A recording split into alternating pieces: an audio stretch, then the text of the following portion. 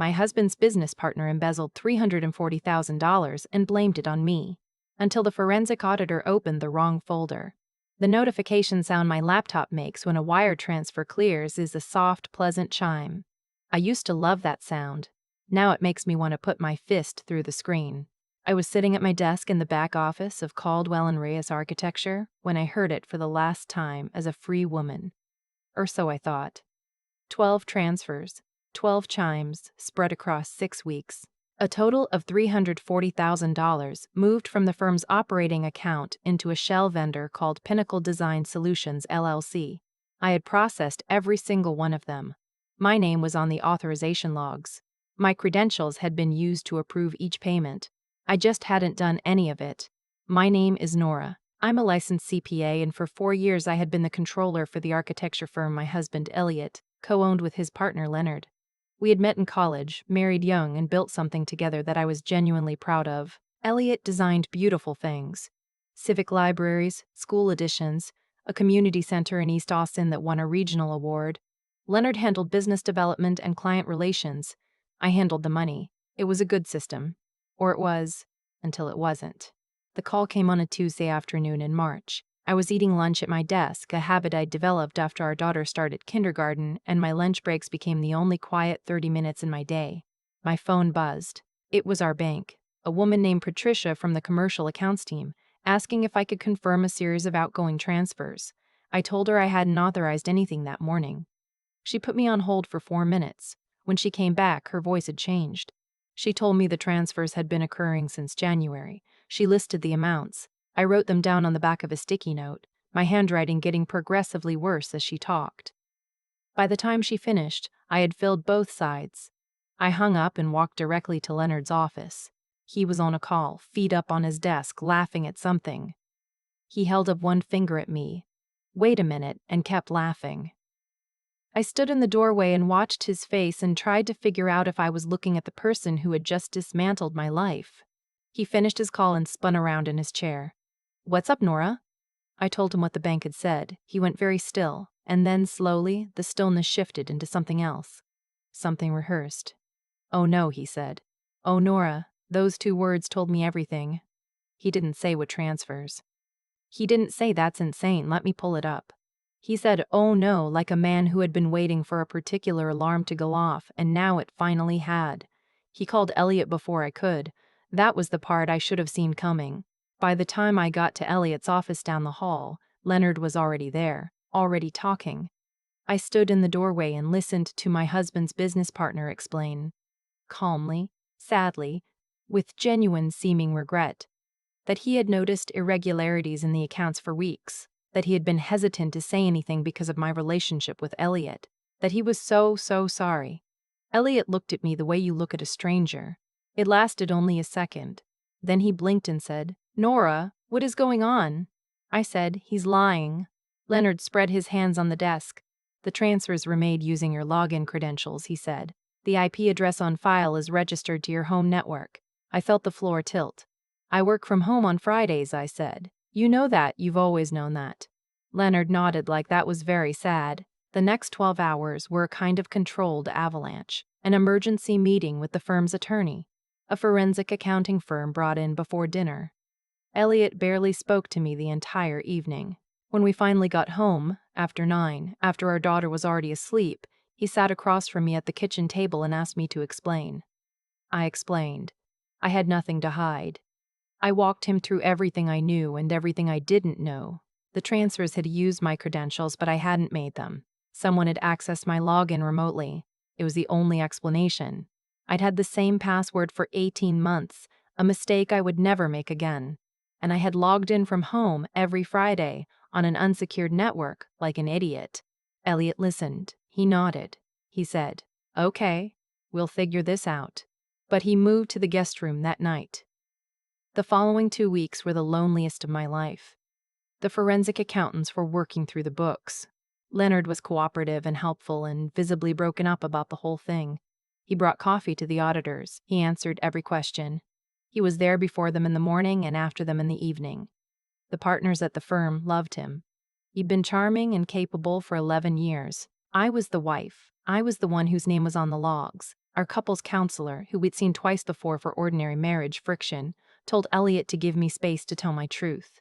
I sat in her beige office on a Wednesday evening while our daughter was at my mother's, and I told my truth, and it sounded hollow even to me.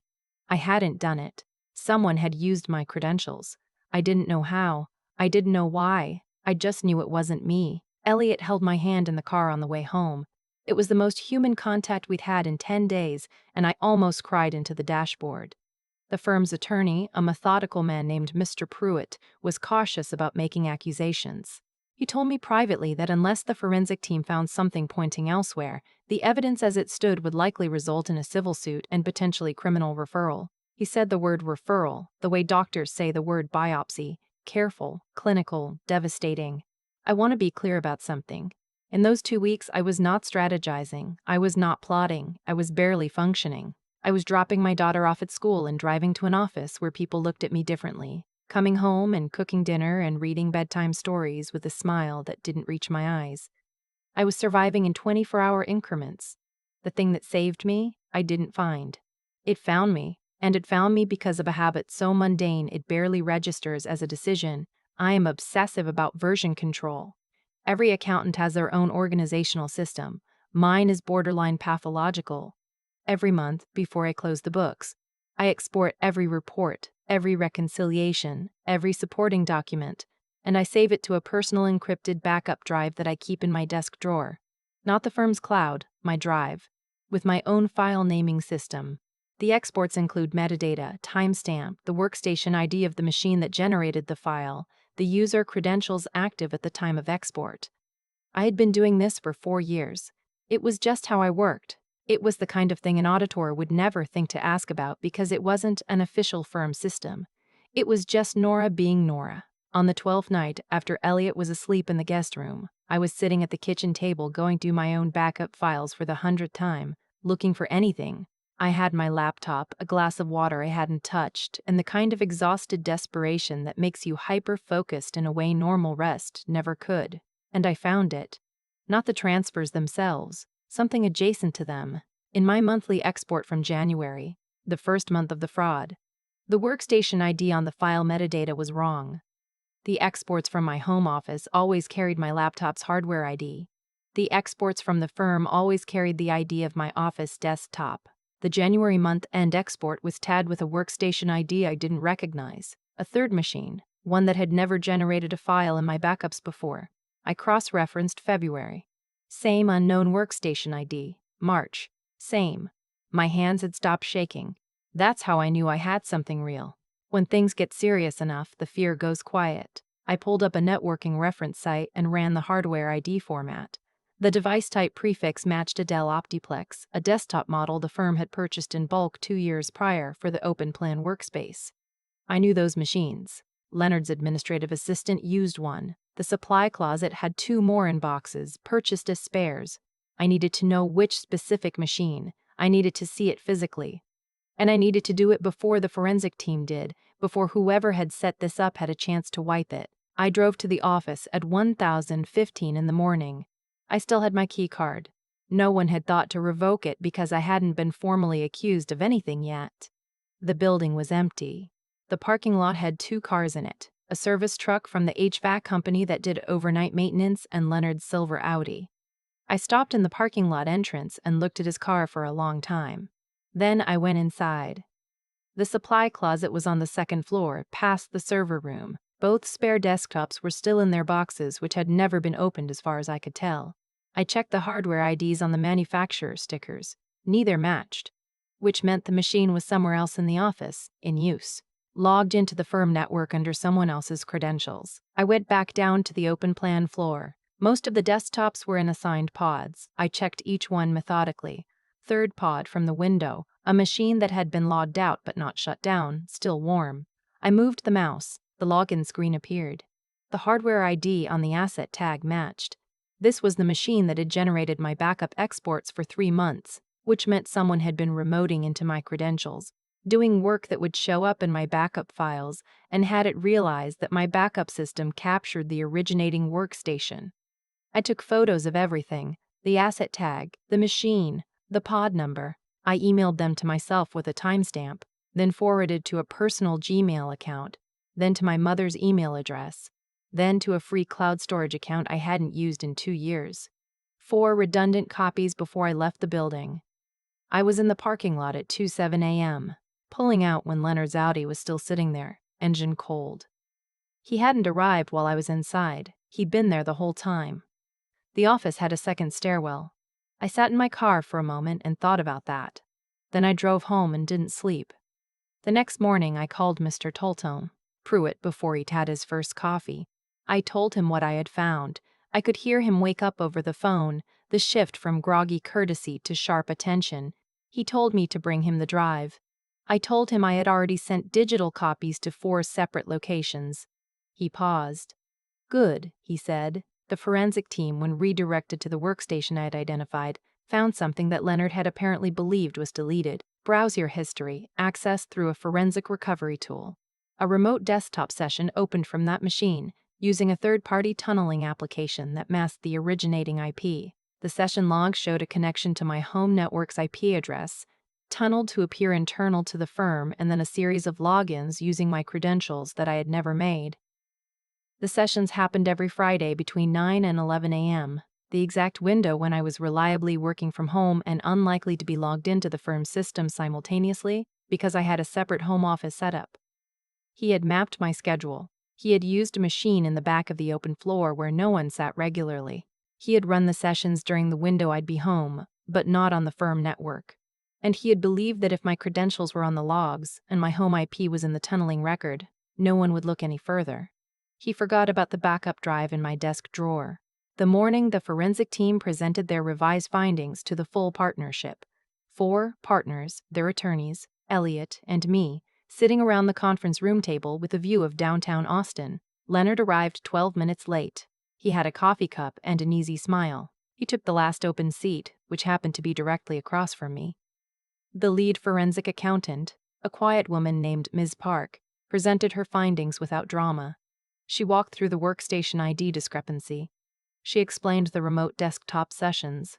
She showed the tunneling logs. She showed the recovery of the deletion record. Leonard had attempted to wipe the browser history, but had done it through the application's built-in clear history function rather than a file-level wipe, which a forensic tool recovered in full. Leonard's coffee cup stopped halfway to his mouth somewhere around the 3rd slide. By the 5th slide, his attorney had leaned over to whisper something to him. Leonard shook his head once sharply. His attorney sat back. By the 7th slide, Leonard had gone completely still in the way that isn't calm. The way a person goes still when they are calculating how bad it is and the math isn't resolving. Ms. Park finished. The room was quiet. Outside the floor-to-ceiling windows, a pigeon was sitting on the ledge doing absolutely nothing, and I had an absurd moment of feeling solidarity with it. Elliot spoke first. He looked at Leonard and said very quietly, "How long have you been planning this?"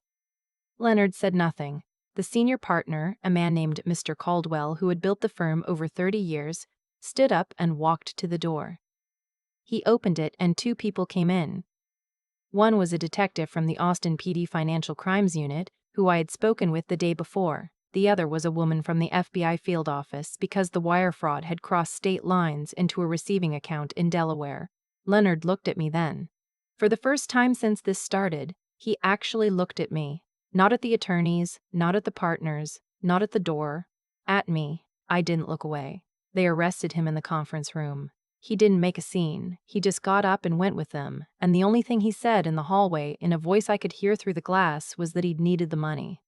As if that explained anything, the receiving account turned out to be connected to a gambling debt, a significant one, owed to people who were not patient about repayment timelines. His attorney would later argue this as a mitigating circumstance. It did not mitigate much. He was charged with wire fraud, computer fraud, and identity theft. The federal sentencing guidelines for $340,000 in wire fraud are not gentle. Elliot moved back into our bedroom that night. He sat on the edge of the bed and put his face in his hands and stayed like that for a while. I sat next to him and didn't say anything, because there wasn't anything useful to say. We had been through something that left marks, and the marks were still fresh, and we both knew it. He said, "I'm sorry I doubted you." I said, "I know." That was enough. Not because I wasn't hurt. I was, in ways that took a long time to work through. But because he was also a person who had been handed what looked like overwhelming evidence against his wife. And he hadn't thrown me out. And he hadn't stopped holding my hand in the car. He had stayed in the guest room, which is very different from leaving. The civil recovery process took 14 months. Leonard's assets, a lake house in Marble Falls, investment accounts, his stake in the firm, were liquidated as part of the judgment. The full $340,000 was recovered, plus legal costs, plus damages. The firm's insurance covered the gap during the recovery period. My position at the firm was offered back to me immediately and in writing. I took 2 weeks before I answered. Not because I was angry, but because I needed to be sure. I went back, on my own terms, with a revised compensation structure and a formal separation between my role and any partnership decisions involving Elliot. It was cleaner that way. More professional. I needed the work to be mine again, separate from the marriage, separate from all of it. My backup drive, the battered little 2TB device I've carried in every work bag for 4 years, now lives in a small frame on my desk. My assistant thinks it's an art piece. I've never corrected her.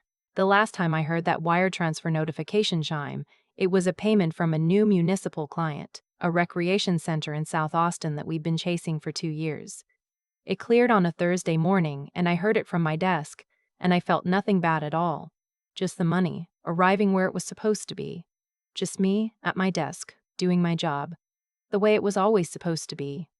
People ask me sometimes what the worst part was.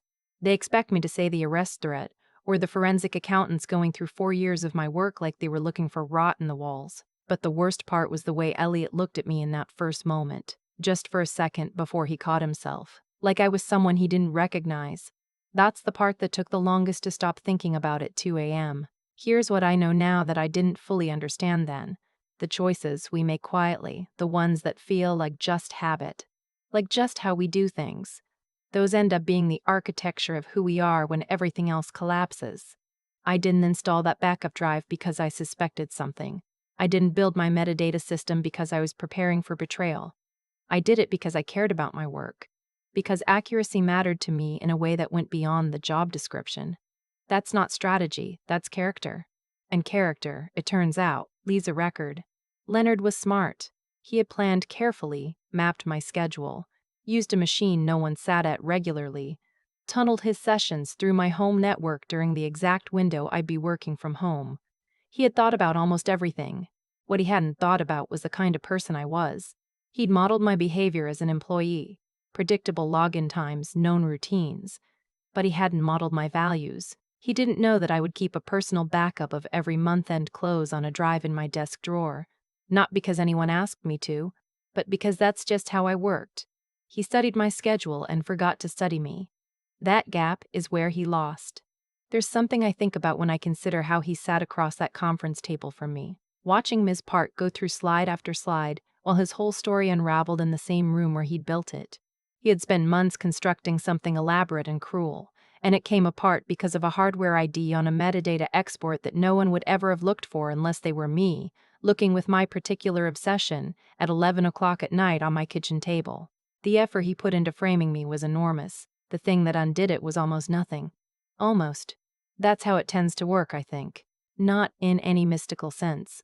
Just in the practical, observable sense that people who operate from dishonesty have to maintain the lie constantly, have to remember which version of events they told to whom, have to stay one step ahead of a truth that is always, always still there.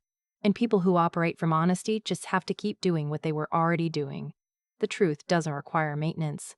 What I want to say to anyone who finds themselves where I was: evidence stacked against you, the people you love looking at you differently, no clear path forward, is this: don't abandon your standards when they feel useless. The backup drive felt useless the whole time I was building it, month after month for 4 years. It felt like a personality quirk, a minor compulsion. It was the only thing that mattered in the end. Elliot and I still have the hard conversations sometimes. We rebuilt slowly, the way you do after something structural has shifted. But we rebuilt, and I went back to my desk and I do my work the same way I always did. Carefully, thoroughly, with a backup drive that now sits in a small frame where I can see it every day. Not as a trophy, just as a reminder that the habits that look like nothing are sometimes everything,